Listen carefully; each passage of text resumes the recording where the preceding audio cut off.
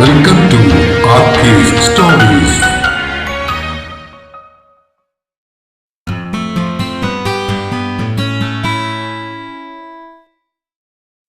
പ്രിയ പ്രണയിനി ഭാഗം 44. രചനയും അവതരണവും രഘുദാസ് കട്ടുങ്കൽ.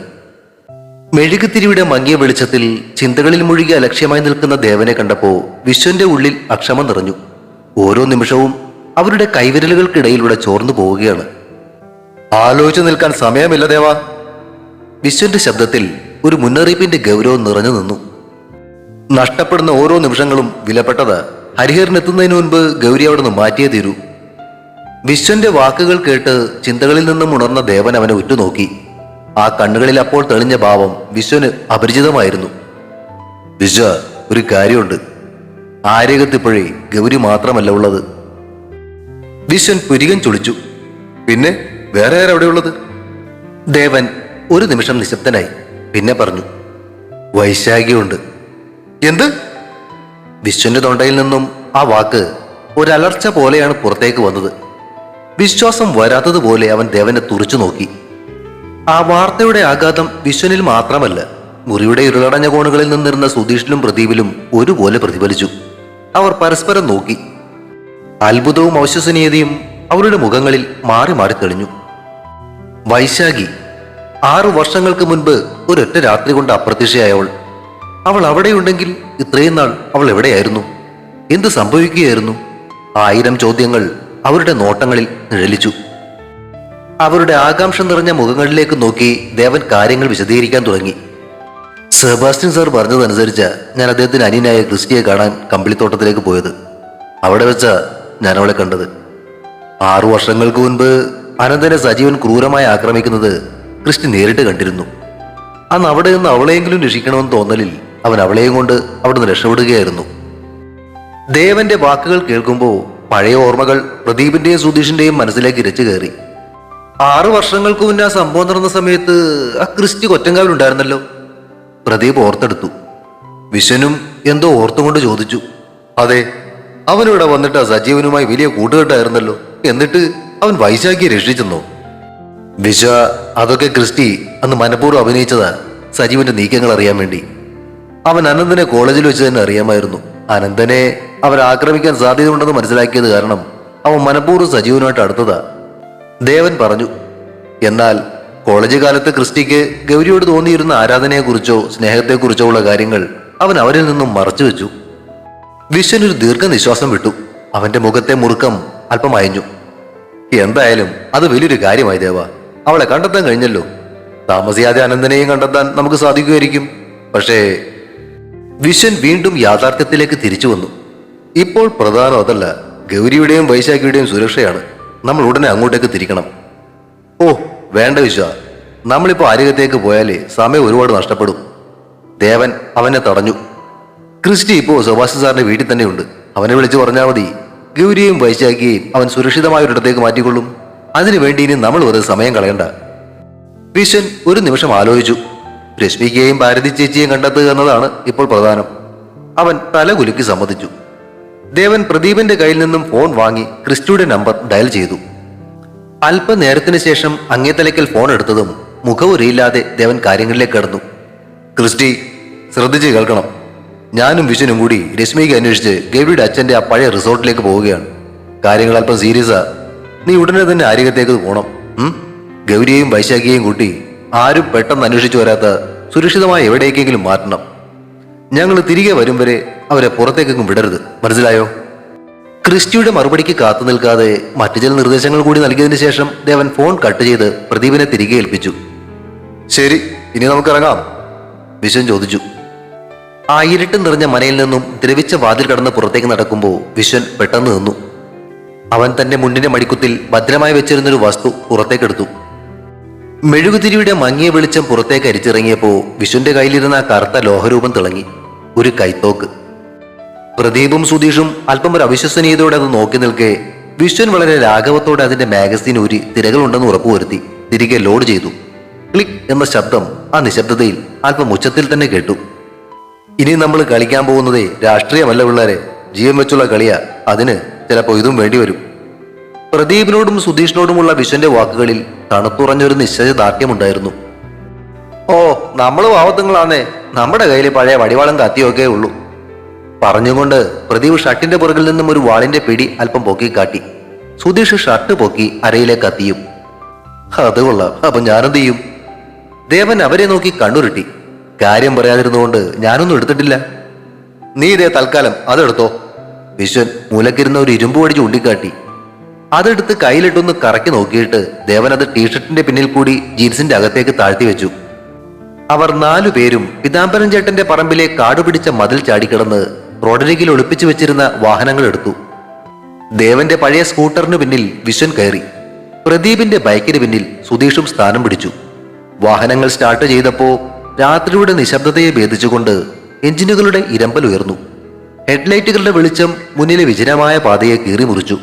കാടിനോട് ചേർന്നുള്ള ആ പഴയ റിസോർട്ടായിരുന്നു അവരുടെ ലക്ഷ്യം. ബൈക്കുകൾ മുന്നോട്ട് കുതിക്കുമ്പോൾ കാറ്റിൽ പറക്കുന്ന മുടിയിഴകൾക്കൊപ്പം അവരുടെ മനസ്സും 6 വർഷം പിന്നിലേക്ക് സഞ്ചരിക്കുകയായിരുന്നു.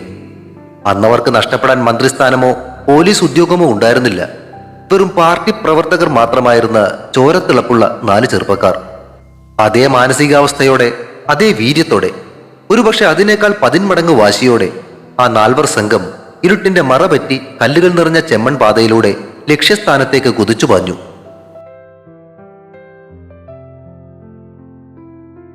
കാടിന്റെ വന്യതയോട് ചേർന്ന് നിൽക്കുന്ന ആ വിജനമായ ഭൂപ്രദേശം രാത്രിയുടെ ഇരുട്ടിൽ ഭീമാകാരമായ ഒരു ശവപ്പറമ്പ് പോലെ തോന്നിച്ചു. കാലാകാലങ്ങളായ മനുഷ്യ സ്പർശമേൽക്കാതെ കാടുപിടിച്ചു കിടക്കുന്ന വലിയ പറമ്പിന്റെ ഒത്ത നടുവിൽ ഒരു പ്രേത കുടീരം കണക്കെ ആ പഴയ റിസോർട്ട് കെട്ടിടം തല ഉയർത്തി നിന്നു. ഗൗരിയുടെ അച്ഛനും അമ്മയുമായിരുന്ന ആര്യകത്തെ ഗിരിധരന്റെയും ഗായത്രിയുടെയും സ്വപ്നങ്ങൾ ഉറങ്ങിയിരുന്ന മണ്ണായിരുന്നു അത്. ചതിയുടെയും വഞ്ചനയുടെയും കറുത്ത അധ്യായങ്ങളിലൂടെ രാജേന്ദ്രൻ അത് സ്വന്തമാക്കിയപ്പോ ആ മണ്ണിന്റെ ആത്മാവ് കൂടി മരിച്ചുപോയതുപോലെയായിരുന്നു ആ കാഴ്ച. തകർന്നു തുടങ്ങിയ ജനാൽ ചില്ലുകൾ ഇരുട്ടിൽ കറുത്ത കണ്ണുകൾ പോലെ തുറച്ചു നോക്കി. അടർന്നു വീഴാറായ ചുമരുകളിൽ പടർന്നു കയറിയ വള്ളിപ്പടർപ്പുകൾ ഒരു കൂറ്റൻ അസ്ഥികൂടത്തെ വരിഞ്ഞു മുറുക്കിയ പാമ്പുകളെ പോലെ അവ്യക്തമായി കാണാം. അവിടെ തളം കെട്ടി നിന്ന നിശബ്ദതയ്ക്ക് മരണത്തിന്റെ ഭാരമുണ്ടായിരുന്നു. തൊട്ടടുത്തു തന്നെയുള്ള വനത്തിൽ നിന്നും ഇടയ്ക്കിടെ ഉയരുന്ന രാത്രിഞ്ചരന്മാരുടെ രൂക്ഷമായ ശബ്ദങ്ങളും ചീവിടുകളുടെ ഇടതടവില്ലാത്ത കരച്ചിലും ആ അന്തരീക്ഷത്തിന്റെ ഭീകരതയ്ക്ക് ആക്കം കൂട്ടി. കാറ്റിലുലയുന്ന മരച്ചില്ലകളുടെ ഞരക്കങ്ങളും കരിയിലകളിൽ ചവിട്ടി നീങ്ങുന്ന ഏതോ വന്യജീവികളുടെ അവ്യക്തമായ അനക്കങ്ങളും കേൾക്കുമ്പോൾ ആ ഇരുട്ടിന്റെ മറവിൽ നിന്നും വന്യമായ കണ്ണുകൾ തങ്ങളെ ഉറ്റുനോക്കുന്നുണ്ടോ എന്ന തോന്നൽ ആരുടെയും ഉള്ളിൽ ഭയം ജനിപ്പിക്കും. നിലാവ് പോലും കടന്നു ചെല്ലാൻ മടിക്കുന്ന കൂരിരുട്ടിൽ ആ റിസോർട്ട് ഒരു വലിയ രഹസ്യവും പേറിയതുപോലെ ഭയാനകമായ ശാന്തതയോടെ നിന്നു. ആ പറമ്പിന്റെ അതിര് തുടങ്ങുന്നിടത്ത് തുരുമ്പെടുത്ത് പൂട്ടിക്കിടക്കുന്ന വലിയ ഇരുമ്പ് ഗേറ്റിന് മുന്നിലായി ദേവന്റെ സ്കൂട്ടറിന്റെയും പ്രദീപിന്റെ ബൈക്കിന്റെയും ഹെഡ്ലൈറ്റുകൾ വന്നു നിന്നു. എഞ്ചിൻ ഓഫാക്കിയതോടെ അതുവരെ കേട്ടിരുന്ന വാഹനങ്ങളുടെ ഇരമ്പൽ നിലച്ച് ഭയാനകമായ നിശബ്ദത വീണ്ടും അവരെ പൊതിഞ്ഞു. ദേവനും വിശ്വനും പിന്നാലെ പ്രദീപും സുധീഷും വണ്ടികളിൽ നിന്നും ഇറങ്ങി. 4 പേരും ഒരക്ഷരം മിണ്ടാതെ ഗേറ്റിനപ്പുറം ഭീമാകാരമായി പരന്നു കിടക്കുന്ന ഇരുട്ടിലേക്കും അതിനു നടുവിൽ തല ഉയർത്തി നിൽക്കുന്ന ആ ദുരൂഹമായ കെട്ടിടത്തിലേക്കും സൂക്ഷ്മമായി നോക്കിക്കൊണ്ടു നിന്നു. അകത്താരുള്ളതിന്റെ ലക്ഷണങ്ങളൊന്നും കാണുന്നില്ലല്ലോ വിശ്വ. ഇരുട്ടിലേക്ക് കണ്ണും നട്ട് ദേവൻ പതിഞ്ഞ സ്വരത്തിൽ പറഞ്ഞു. ഇവിടെ നിന്ന് നോക്കിയാൽ എങ്ങനെ കാണാനാ? നീ വാ, നമുക്ക് അകത്തുകയറി നോക്കാം. മറുപടിക്ക് കാത്തു നിൽക്കാതെ വിശ്വൻ മുണ്ടു മടക്കി കുത്തി തുരുമ്പ് പിടിച്ച ആ വലിയ ഇരുമ്പ് ഗേറ്റിലേക്ക് വലിഞ്ഞു കയറി. നമ്മുടെ ആഭ്യന്തരമന്ത്രി കയറിപ്പോണ പോക്ക് കണ്ടോ മക്കളെ? ദേവന്റെ കമന്റ് കേട്ട് താഴെ നിന്ന സുധീഷ് വായ പൊത്തി ചിരിച്ചു. പ്രദീപിന്റെ മുഖത്തും ഒരു ചിരി വിരിഞ്ഞു. ഗേറ്റിന് മുകളിൽ പിടിച്ചു നിന്നുകൊണ്ട് വിശ്വൻ അവരെ രൂക്ഷമായി നോക്കി. അവിടെ നിന്ന് കിണിക്കാതെ കയറി വാടാ, ജീവിതം നൂൽപാലത്തിൽ നിൽക്കുക. അപ്പോഴവന്റെ ഒരു ഓഞ്ഞ തമാശ. അവന്റെ ശബ്ദത്തിലെ ഗൗരവം ആ ഇരുട്ടിലും വ്യക്തമായിരുന്നു. ഇതിലും വലിയ പെരുന്നാൾ വന്നിട്ട് ബാപ്പ പള്ളി പോയിട്ടില്ല, പിന്നെയാ. ഗേറ്റിലേക്ക് പിടിച്ചു കയറാൻ ശ്രമിച്ചുകൊണ്ട് ദേവൻ ബാക്കി കൂടി പറഞ്ഞു. എടാ, രശ്മിക ഇവിടെ ഇല്ലെങ്കിൽ നേരെ നമ്മൾ ആ ശ്രീനിലയത്തിലേക്ക് ചെല്ലും. രാജേന്ദ്രനെയും ഗംഗാധരനെയും കുനിച്ചു നിർത്തി മുതുകിൽ 2 അങ്ങ് കൊടുത്താലുണ്ടല്ലോ, ഈ എല്ലാ സത്യങ്ങളും അവന്മാര് കാക്കി പുറത്തിടും. പഴയ സമരവീര്യം വാക്കുകളിൽ നിറച്ചുകൊണ്ട് ദേവൻ ഗേറ്റിലേക്ക് ചാടിക്കയറി. പിന്നാലെ സുധീഷും പ്രദീപും.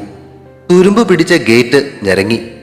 ആ ശബ്ദം വിജനമായ പറമ്പിലാകെ മുഴങ്ങിയപ്പോ 4 പേരും ഒരു നിമിഷം ശ്വാസമടക്കി നിന്നുപോയി. ആരും ശ്രദ്ധിക്കുന്നില്ലെന്ന് ഒരിക്കൽ കൂടി ഉറപ്പുവരുത്തിയിട്ട് അവർ പറമ്പിലേക്ക് ചാടിയിറങ്ങി. കാട് പിടിച്ചു കിടക്കുന്ന പറമ്പ്.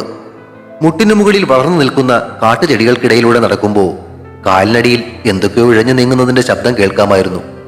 പാമ്പോ തേളോ എന്തുമാകാം, പക്ഷെ അതൊന്നും വകവെക്കാൻ അവർക്ക് സമയമില്ലായിരുന്നു. മുന്നിൽ വിശ്വൻ നടന്നു.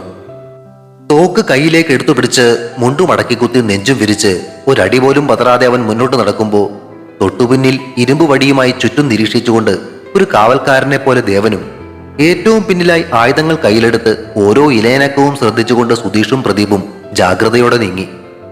ആ നടത്തം ദേവന്റെ മനസ്സിലേക്ക് പഴയൊരു ഓർമ്മ കൊണ്ടുവന്നു. പണ്ട് പാർട്ടി പ്രവർത്തനത്തിന് നടന്നപ്പോ ആ ശേഖരനെയും കൊണ്ടകളെയും തല്ലാൻ പോയതിന്റെ ഒരു ഓർമ്മ വരുന്നു.